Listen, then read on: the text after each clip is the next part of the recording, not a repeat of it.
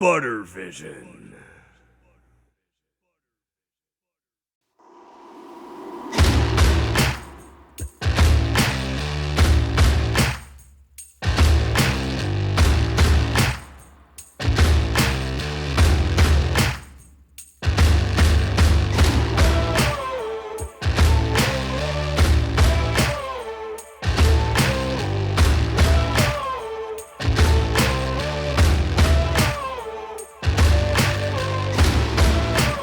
What up, dog?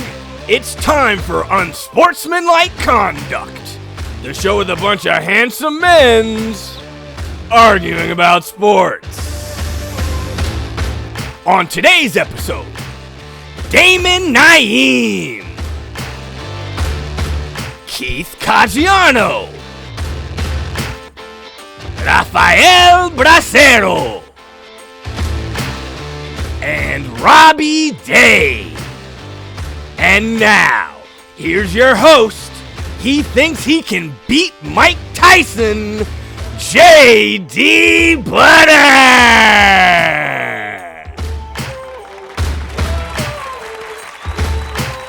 Yeah, that's right. That's right. We're back. What's this? Oh, what's this? How did this get here? And another baseball championship trophy. I don't know how that got there. What's up, y'all? It's your man JD Butter, and I'm back with another episode of Unsportsmanlike Conduct. We're just hoping you're staying safe out there with the coronavirus, and we're just trying to bring, since sports doesn't exist right now, although it's supposed to be coming back. So we'll find out about that soon enough. But we're just trying to bring you a little bit of enjoyment. And a little bit of that sports talk, so let's get it jumping right off the bat right now. Let's bring in these panelists, starting off with my man from Grand Island, New York, of course, Rockin' Products. He's making another appearance, probably his third this season so far. Rockin' Products, of course, his company that deals in sex toys and CBD and all kinds of delicious stuff like that. Let's bring him right in here, my man, Mr. Keith Caggiano in the house. Let's bring him in, ladies and gentlemen. There he is. All right, Keith Caggiano in the house. There he is. Still connecting to audio. You guys know how it works. What's up, my man? Still can't hear. Still connecting to audio. Yeah. There he is. All right. What's up, dude? How you doing? What's up, man? I'm up first. I'm in. Yeah. Very nice. Very nice. I wasn't expecting that. How's it going over there in Playa? You staying safe? Everything quiet We're over there? playing on Playa. We play on Playa. We got a shirt that says that too, and you can buy that on kingofthesurf.com. Now, speaking of all your various product lines, riddle me this: how has COVID impacted business? Is it, because people are still getting it on and getting high, I guess, right? I mean, we sell the sex and the drugs and the rock, but we've been business has been good. We pivoted a little bit. We created the hand sanitizer too, which is pretty cool. So we've been, it brings up the hustle. The thing is it brought up the hustle. Feels good to get out there and hustle. So everybody's got to do it. It's it's not easy. Business is slow here or there, but find a new level to dig down deep and get that hustle going. So that felt good. All right. Well, I've referred to you as the entrepreneur's entrepreneur, so I would expect you to keep it popping like that, my man. Let's bring in our next guest. He is hailing from Connecticut, one of 9 black people in Connecticut, as you know. Of course, father of 3, skilled guitar player, martial artist. Let's get him in here. My big bro, Mr. Robbie Day in the house. Let's get him in here. Give him some love, ladies and gentlemen. Robbie Day. All right, straight out of Connecticut, y'all. What's up, playa?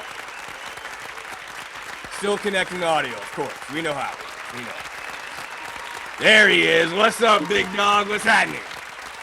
Chilling. What's going on? Just trying to stay safe and healthy out here, my brother. You know how it is. Hey, so, I mentioned in the opening, and this is going to be a little foreshadowing about the topic of today's episode. I mentioned that you're a rather skilled martial artist.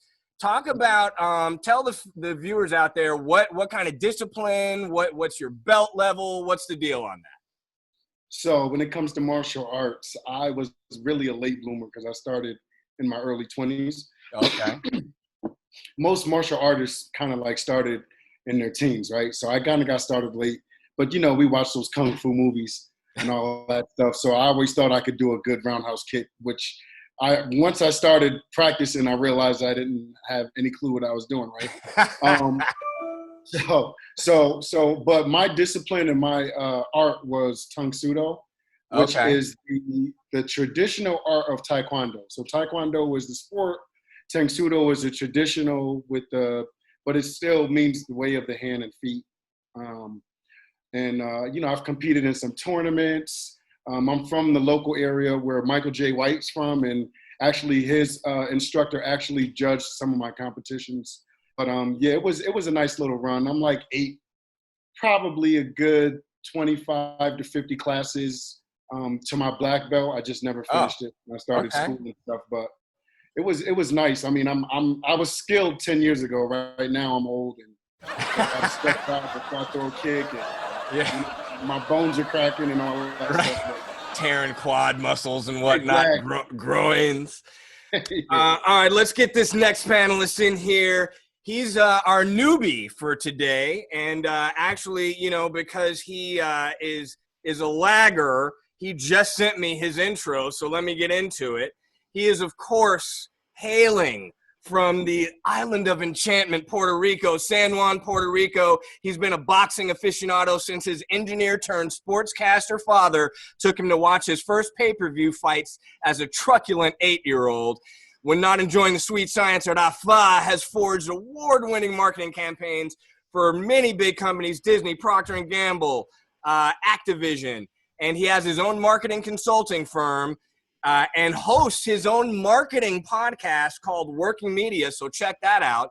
And he's also kind of in my fight club. He's one of the guys I get together when we're going to be watching a fight. Let's get him in here. And again, that's a little foreshadowing. Here he is making his first appearance on Unsportsmanlike Conduct, Mr. Rafael Bracero. There he is. Wait, that's all right. That's a still. That's weird. He might be frozen. Weird. I think he might be like Weekend at Bernie's. Oh, there he is. There he is. I thought we had a Weekend at Bernie's moment. Okay. Oh, laughing. There he is, Rafael Bracero, making his maiden voyage on the show. Now, Rafa, you've been a boxing fan for obviously since you were a young kid, and we've watched many great fights together. We have indeed. I think probably I'm trying to think of what's the biggest or best fight. I think did we watch Pacquiao Mayweather together? I think we did. I think that was interesting to score for sure, but. Like most of Mayweather's fights, that was kind of a runaway. Oh, yeah. I think we also might have watched the only. I think we worked out of the compound as well, right? Yeah, right here where we're sitting. Completely. I think we also might have watched the only fight where I've ever seen Mayweather get really hurt against Shane Mosley, where his knee nearly touched the canvas, and then he got it together real quick. It was it was pretty awesome. That was a flutter Mayweather would probably claim. Yeah. All right, so let's bring in our fourth and final panelist today. He is, of course, hailing from East Oakland, California, by way of San Francisco. Of course, a family man, an educator, one half of the rap group Cosmic Law, the Sifu of Slick Talk, the Mystic of Mayhem, the Gargantuan of Game. Let's get him in here and all his nicknames, Mr. Damon Naeem in the house. There he is. He's going to connect the audio for a bit. Let's give him some love. There he is. All right. Yeah. All right. You ready to do this. You got a dope pass. What's up, Big Dame? Oh, we in the house, man. We in the house and we ready to square off with him. Let's go. All right. Well, before we square off, I wanted to ask you about this because I talked to Robbie about the fact that he is a martial artist. And, of course, you are a martial artist as well and an instructor, in fact. So talk about the discipline that you mess with and where you're at level-wise, black belt, whatever. Give us a little backstory on that. Okay, well, I do a martial art called Caggiano. It's the original mixed martial art, you could say. It started back in 1947. It's a mixture of jiu-jitsu, karate, kung fu, boxing. It's very famous. Oh, wow. I've been doing it for this is my 33rd year in martial Wow. arts. And I've been teaching, I started when I was a little kid, and I've been teaching for the last 10 years. Running my own school for the last 4 or 5 years. So it's been good. I watch a lot of boxing because their technique is superior. Awesome. Now, what's the name of your school so we can maybe, funnel somebody over there who's watching? Well, Righteous Science Martial Arts is the name of my school. We are right now in hiatus due to the pandemic shutdown. Right. But once we're back in the swing of things, anybody can go to my website, righteoussciencemartialart.com. and look me up there. Awesome. All right. Now, before we get into the topic, and I did a bunch of foreshadowing leading into it. I still haven't said what the topic is yet, but before we get into that, I also mentioned in the opening about how we've been missing sports, and that's one of the chasms that we're hoping Unsportsmanlike Conduct fills for people who need their fill of sports talk at least. But sports is supposed to be coming back. The NBA is right around the corner. Supposedly, I mean, we've already seen some fingers seriously crossed. But I want to go around real briefly and just ask you guys what you guys think about sports coming back, how you feel about it, if you're comfortable with it, if you think it needs to happen. So let's start right at the top. Keith, what's your feelings on sports coming back? I think everybody's been trapped up for a long time. If they can do it safe, give people something to enjoy, get people's lives back to normal again too. I'm the ultimate optimist, positive, so if they can find some ways to get it out there and just to get some games going, I think it's a good thing. We're here to beat this thing, whatever this COVID thing is, and be able to move on from it too. So our sports heroes are people we look up to. So, it's good to have that kind of positivity to get through this thing, because I think we're all chomping at the bit. I know I am. Robbie Day, what are your thoughts on it? I share some of the same sentiments. I mean, while I can understand Kyrie Irving's stance on, not playing because it'll distract from kind of like what's going on with the racial tension and division in this country, I think it'll actually do the opposite. I think that, the NBA, they already plan to have Black Lives Matter sign on the court. And I think that, if sports do come back, it's a good way for, for them to bring awareness to what the issues are, right? So and while they're back, they're actually killing two birds with one stone. We're getting to see some excitement that we haven't been able to see for like 4 or 5 months. And they're also able to bring awareness to the current issues at hand. So I'm all in for that. Okay. Sifu, what are your thoughts? I'm kind of on the fence on this one, fellas. I mean, as much as I love sport and love the idea of watching people play, I kind of get the feeling that if you have a situation where you don't have the fans involved, it'll almost be like watching a pickup game or watching a scrimmage or some old USFL football game where no fans in the stands. You know what I mean? A LA Chargers game or something like that. And I'm just like, wow, he went there, ladies and gentlemen. I'm just not sure that that's something I'm really into. And then the other question I have is, if outbreaks result as because the teams are getting together and it spreads beyond just where the players are, will then we turn around and blame the players and say, you dumb players got together, you didn't discipline yourselves, and now look what you did. Right. You're no good idiots. Right. So I'm a little, concerned about that. So I'm on the fence, honestly. All right. Rafa, where are you at? Man, I'm all about the numbers, so I think it's pretty safe to socially distance in an 80,000 person stadium. It's not 6 feet. It's like freaking 60 feet if you want. Right. I think they should do it. I think they can definitely do it safely. I mean, they had a NASCAR race and nobody was there. And, those usually fill like 140,000 or so. I think you could probably bring, like 100 people. It'd be fine. All right. It'd be good. We should do it, man. Well, I like. They need a release. Yeah, I agree that it would be nice to have something to watch other than old games. I agree with you 100% there. I'm still more with Damon, kind of on the fence. It just feels forced. In baseball, they're talking about doing a 60-game season, and a lot of players have already opted out of that.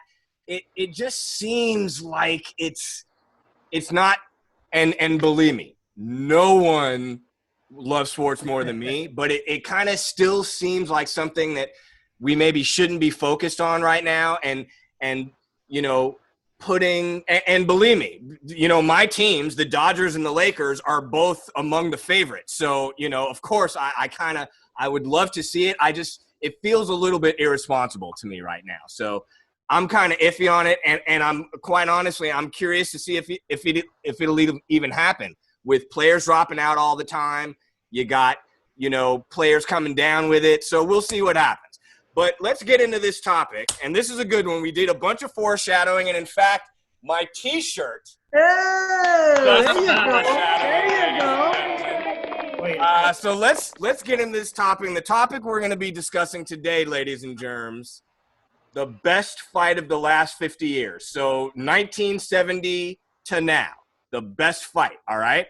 Now, I'm going to do something I've never done on Unsportsmanlike Conduct. I'm going to start it out today. We're going to start with butter time, ladies and gentlemen. So let's get into it. I think we may have a situation. We do definitely have a situation at hand. Now, if I'm reading some clues right, we might have a situation. A good one, but So before I actually start the clock, and where's the clock, I want to talk about the criteria I'm using to decide this. For me, it's all about the action in the fight, okay? The fight that I have watched where I'm just like, every round I'm like, oh my God! That's what I'm talking about. And because I think there are some fights that are historically significant but weren't quite the awesome action fight that some of the fights that you're going to hear me talking about are. So that's the criteria I'm going on, and I'm setting up the clock right now. 2 minutes, as you guys know. All right, here we go. All right. And before I start, I want to give one honorable mention, best fight of the last 50 years. One honorable mention, Solange versus Jay-Z. Yeah. It's kind of a steel cage thing. It happened. It was very. All right, so here we go for real. Starting 2 minutes. I'm going to run down some fights real quick that I think merit inclusion. The Thrill in Manila, Ali Frazier 3, obviously great fight, like a lot of action. Here's why I'm not going to pick that fight. Heavyweight pace. Great action for heavyweights. Also, Ali and Frazier were both kind of past their prime. So, great action fight, but I don't think top of the list. George Foreman, Ron Lyle. Not a championship fight, 1976. Two big heavyweights just wailing on each other. They both went down a few times in the fight. 5 rounds of just nonstop action. Of course, again, in the heavyweight idiom. Ali Frazier won. That's above the Thrill in Manila for me because they were both closer to their prime. That was, in fact, the last fight of Joe Frazier's prime. And Ali was kind of past his prime, but just past his prime and coming back from the 3 years off. Hagler-Hearns, great action fight, only 3 rounds, not long enough. Leonard-Duran won. Two highly skilled champions going toe-to-toe for 15 rounds. Awesome. Still not the best. Gotti Ward won. This is the only fight. I'm a longtime boxing fan. I don't get queasy. I don't get that cuts disgusting. This is the only fight I've ever watched where I was literally going like, somebody stop this fight so they don't kill each other because somebody's going to die. Great fight. Still not my number one. Barrera Morales. Grudge match. Good one. Two prideful Mexican champions in the prime of their career, slugging it out for 12 rounds. It was awesome. Not my number one. My number one, Corrales Castillo won. Best fight of the last 50 years. I'm out of time, so I'm going to tell you why in my rebuttal, because I'm not gonna go over. I don't have to. Corrales Castillo is the best fight. All right, my time is up. So that's where I'm coming from, ladies and gentlemen. So let's throw it to somebody else. Let's start with you up top left, Mr. Caggiano. What are you talking about? You ready for this? But before you get into it, tell us what the criteria you're using to judge this. It's all about the criteria, too. So I'm glad you said that. First of all, you covered a lot of great fights, too. Gotti Ward. And, if I was going to say some other ones, too, Ali Foreman, too, just for what it meant and everything, too, has got to be up there, too. But, I remember back where I grew up in Buffalo, getting the pay-per-view, getting them good buffalo wings all steaming and your eyes were watering and you got the fights coming on. And I remember back in the days of Hagler-Hearns, Sugar Ray, and Duran.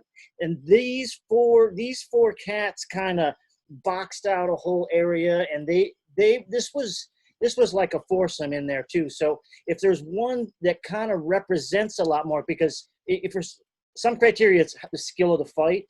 For me, I'm always the guy looking for some intangibles. I'm looking for that extra winner. I'm looking for the mind games. I'm looking for the extra strategy that went in behind it. That's the kind of stuff I like to see. So when I take all four of these, I put them together, and your shirt is Sugar Ray Duran 1. But for my top one, I'm going No Mas. Wow. I'll tell you wow. what. Okay. I'm going wow. No Mas because if you can take a guy 70-1 and make him quit because of the mind games that went on in the first one. Because the first one he started off, Duran told him after he's done screwing him, he's going to screw his wife. Right. Got under his skin, dude. Like, and got really? under his skin. And then Sugar Ray wasn't himself during this. And I love me some Sugar Ray. But he got infighting. He did all these little tricks. And then he knocked his brother out at the end of the fight one. So Sugar Ray went back and stared himself in the mirror and figured out exactly how he's going to get his game together. Came out with all these new footwork and stuff. And then Duran figured it out, countered. They got the infighting. Sugar Ray got the infighting. And then near the end, his brother told him, or he remembered what his brother said, and he said, you got to get in his head. You got to get in his ego, because this guy, Hands of Steel, was like a serial killer. And then he started mindful. Then he started doing the Ali Shuffle. Then he started just mind messing with him so much. Bolo punches. And Duran's anger, he was just so caught up. With his lack of training, he mentally just won. And to make a man 70-1 quit, you got to give some respect to this. Is an era. This is a fight that kind of means something for an era.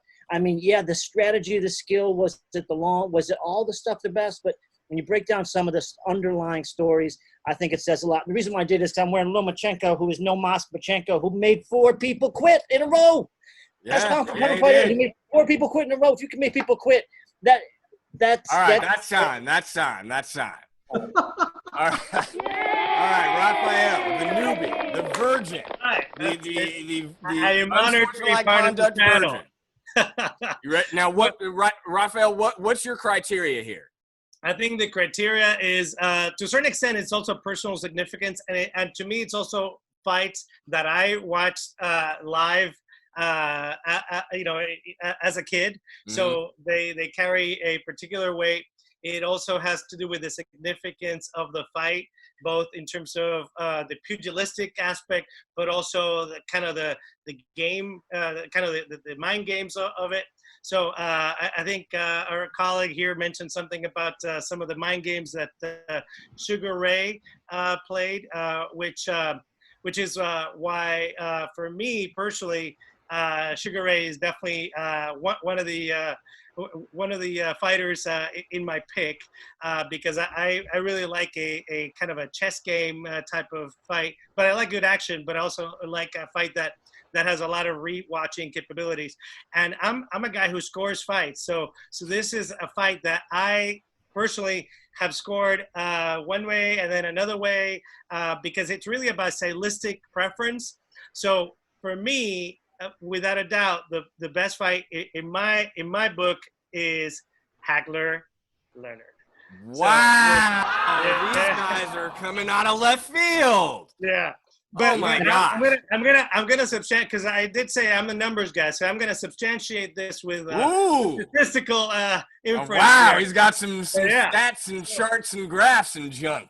I do indeed. So if you can see this here, Wow. basically, this is. Oh my gosh! This is the fight. When you look at punches landed, right? So you would say, yeah, well, obviously Hagler won this fight, right? Just by that alone.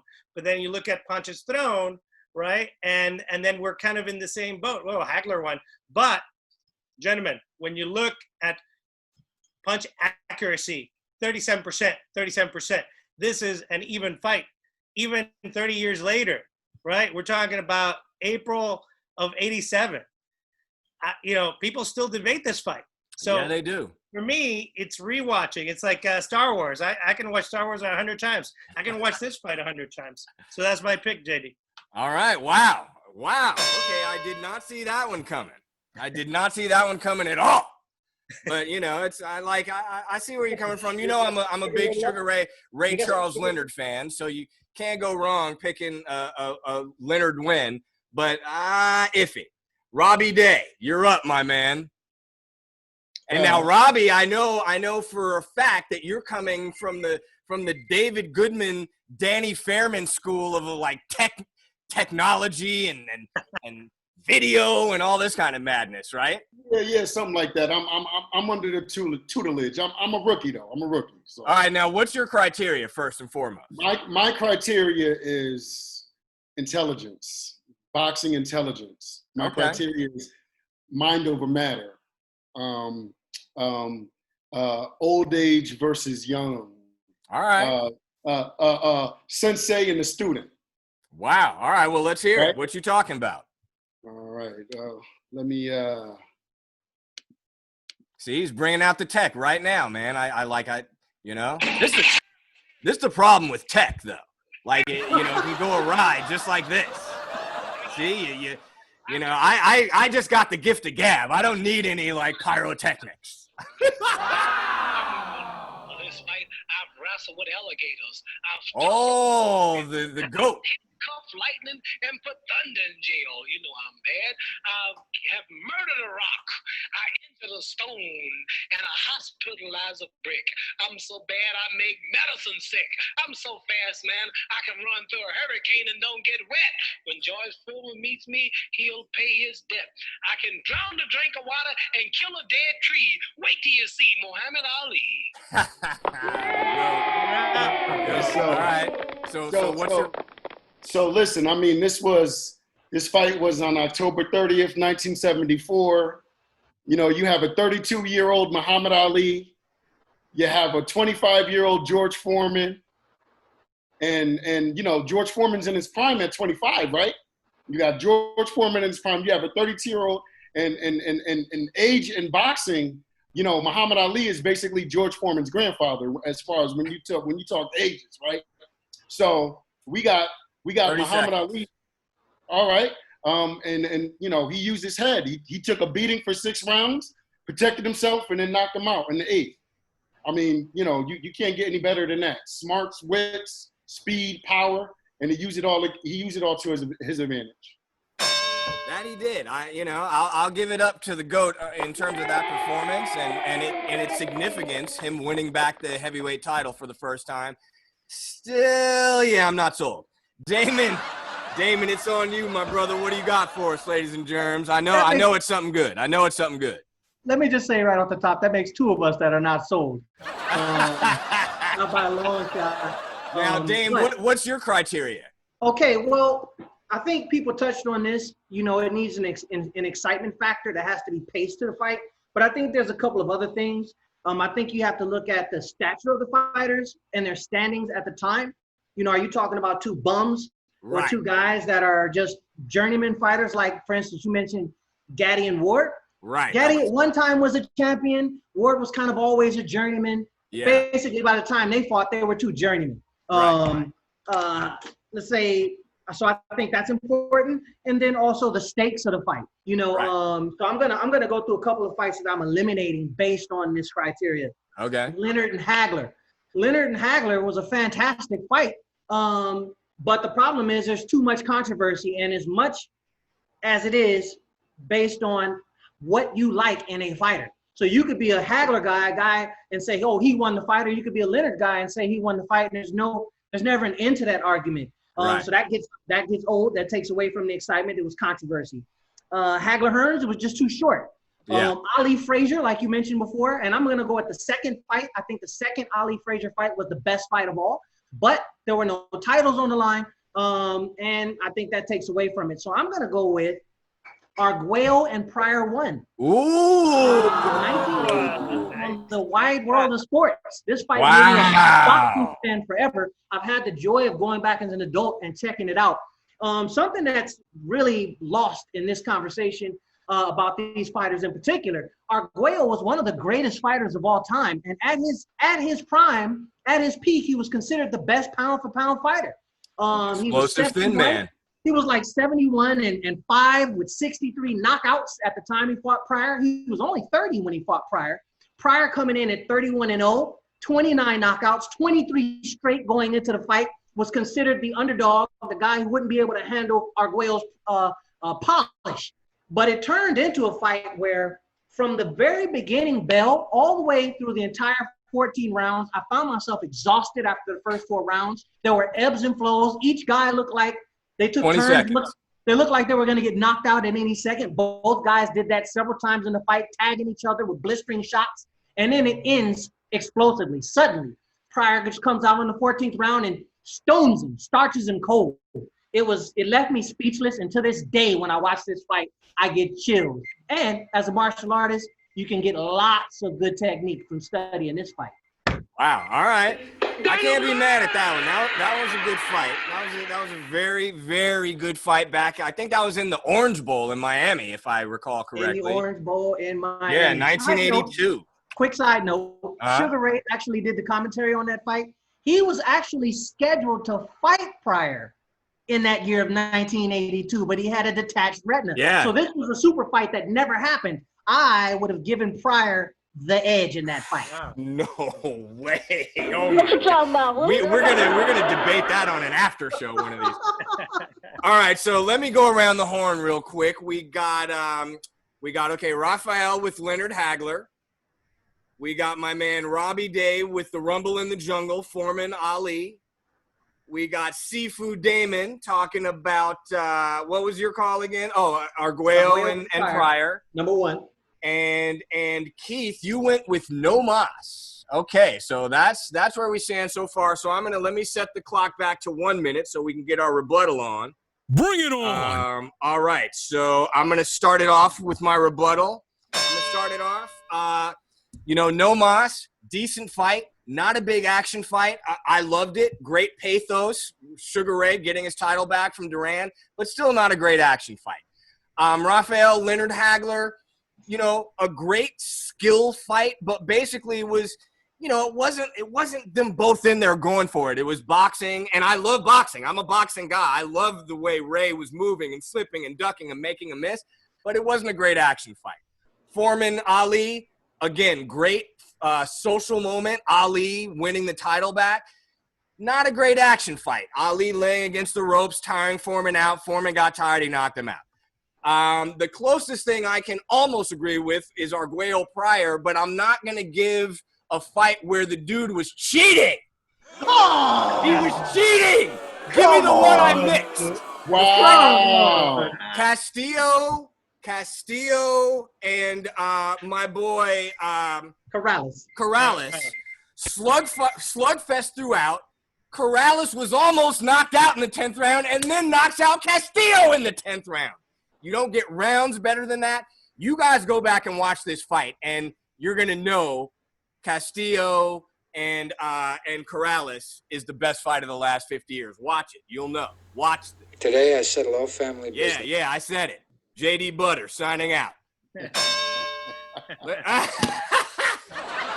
All right, let's throw it to Keith for his rebuttal. I like a lot of the choices too, because I was thinking about Ali Foreman too, and it was when I look back and where I was going to start from.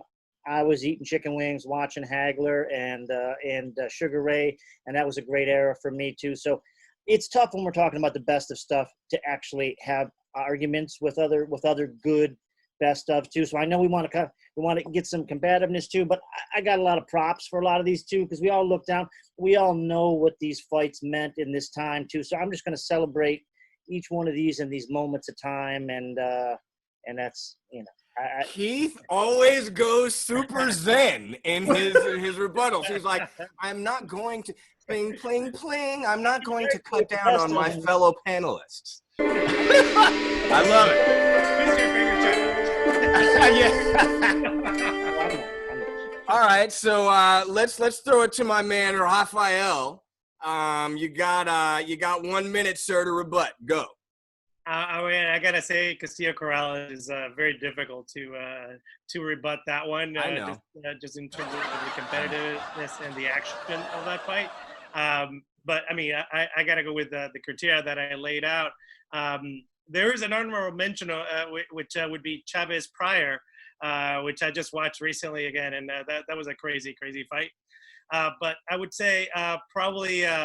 With the Ali Foreman and Ali Frazier, all the variants of those fights are just absolutely incredible as well. So I go, for me, it's really much more of a personal choice. All so right. That's how I end up with my pick. Although I will say Ali is always the greatest. So. All right, yeah, we know that. We already know that, the GOAT. All right, so Robbie Day, you're up. 1 minute. Let's see what you got. Yeah, I mean, I just think, if we let's take a step back and go into the environment back then, where the fight was kind of billed as a celebration of for return of Black America to Africa, right? Yeah. And it was, culturally, it was amazing.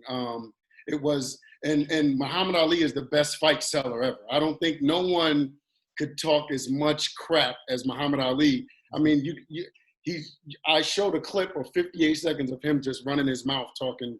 He probably didn't even have to think about it. So we know that. And then just the dynamics of the fight.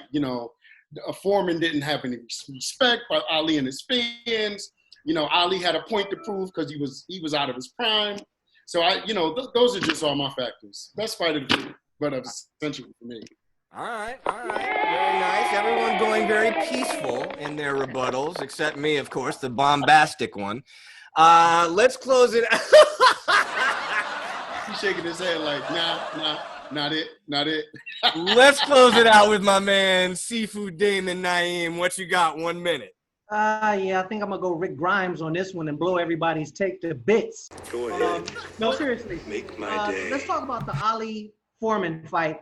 Ali and Foreman, yes, I get the cultural significance of it, but it left something lacking in terms of technique. Foreman was an ox, and he threw wide haymakers. Ali just waited him out. I personally didn't find that much entertainment value in that. Mm-hmm. And then Castillo-Corrales. I mean, what's the bum factor on this fight? I mean, they were both champions. Yeah, they were champions, but they were short-lived, and they were never considered the best in their divisions.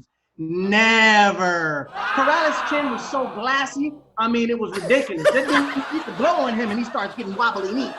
So I'm not sure about that one. And I just, again, the Hearns Hagler, I mean, the Hagler and Leonard fight, just too much controversy, and you can't really pin it down. It's based on what you like in a fighter, the guy who comes forward or the guy who dances. So for my money, you gotta go Arguello Pryor. Go back. I challenge you. Go back and look at that fight. And I will now. Peeing in your pants after 2 rounds, get your bladder checked. And all right, well, and make sure you drink out of the bottle. No, not the water, the one I mixed. The one I mixed. Yeah. All right. I you know what? This was a good one, and fans, we're gonna turn it over to you in a second. But first, I'm gonna end with a story. Okay, this is a new segment. I'm gonna end with a story. And, we were talking, one of the fights that I referenced was Leonard-Duran 1. And this was back in the era where they did something called closed circuit. It's like they would show it in movie theaters, and they also had like a pay-per-view function. You could watch it at home, but mainly they were still showing them in movie theaters and things like that. Now, at the time, my mom was dating Robert Guillaume, who some of you Gen Xers might know as Benson from the TV show Benson, right? So knowing that I was a huge Sugar Ray Leonard and boxing fan, he was at the time filming a movie called Seems Like Old Times with Chevy Chase, Goldie Hawn, so on and so forth. And they were going to be showing the fight that night on a big screen at the studio. I can't remember which studio it was at. I think it was Universal maybe or something like that. But so that day, I went to the set with Robert Guillaume all day and just hung out on the set of that movie. And then at night, they showed the Leonard-Duran fight. Now, so I'm watching the fight, right? I'm just a precocious youngster, right? In the second round, Duran badly staggered Leonard. It was the first time I had ever seen Leonard hurt. And I immediately started crying, okay? I immediately started crying, right? And then I just kept crying, like throughout because, Duran was giving him hell. Ray, a lot of credit to Ray because he really got back in a fight that Duran was really dominating very early. But, so I'm sitting there in this big, like, kind of area set up with a movie theater and all these actors and crew and all this. And I'm standing there watching and I'm crying and people are coming up to me and like, what's wrong, little boy? And I'm like, why is he standing with him? Why isn't he giving him angles and turning and working behind a jab? They were like, dude, you're like 6. Like, how do you know this, right? So, of course, Ray ended up losing a very close split decision. Again, this is a fight fans, you guys should go back and watch. I've watched it a few times actually recently and rescored it, kind of hoping that like, oh, maybe Ray pulled it out and we didn't know. I couldn't score it for Ray, but it was close. It was a point or two. But that's my story where I watched Leonard-Duran 1 on the set of Seems Like Old Times, Charles Grodin, Goldie Hawn, Chevy Chase, Robert Guillaume, and J.D. Butter. That's my story. I'm sticking with it. So fans, you've heard what this fantastic cast has been talking about, our panel. Now it's up to you to let us know who you think was the best fight in the last 50 years. And of course, if you think one of these characters made an especially compelling argument with the lefts, the rights, the jabs, the hooks, let us know in the comments, and we will pick up points. And at the end of the season, there's going to be a winner who's going to punish a few people on unsportsmanlike conduct. Let's give it up for this fantastic panel, ladies and gentlemen. Give it up for my man, Rafael Bracero, making his maiden appearance on unsportsmanlike conduct. My man, Robbie Day from Connecticut. My man, Seafood Damon Naeem. And, of course, my big homie, Keith Caggiano. And I, of course, have been J.D. Butter. Until next week, we'll be back with another episode of Unsportsmanlike Conduct. And we are out of here. Peace.